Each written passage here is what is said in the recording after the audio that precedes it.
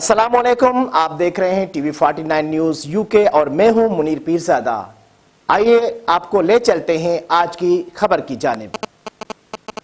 पाकिस्तानी वफाकी वजीर राना तनवीर हुसैन ने अपने अहम सऊदी दौरे के दौरान मुस्लिम लीग नून रियाज रीजन के सदर खालिद अकरम राना और पार्टी के ओहदेदारों समेत कम्युनिटी मेंबरान से मुलाकात की और कहा कि तालीमी उमूर के हवाले से जो एजेंडा पेश किया गया इस पर दोनों ममालिक के अकाबरीन ने एतमाद और रजामंदी का इजहार किया। मजीद जानते हैं सऊदी अरब से हमारे नुमाइंदे राना अजीम से। जी अजीम, बताइएगा।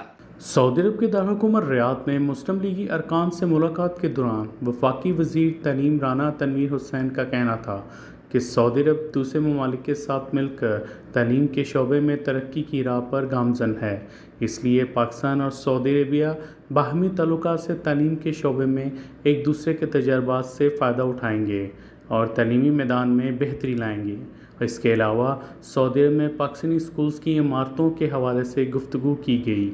इन्होंने बताया कि हमारे माबैन सऊदी यूनिवर्सिटियों में पाकिस्तानी तलबा को मज़ीद स्कॉलरशिप्स देने समेत पाकिस्तान में नई यूनिवर्सिटियां कायम करने के हवाले से भी बातचीत हुई और जो अमूर हमारे एजेंडे में शामिल थे इन पर सऊदी वजारतों की जानिब से मुस्बत पेशरफ्त करने का फ़ैसला किया गया।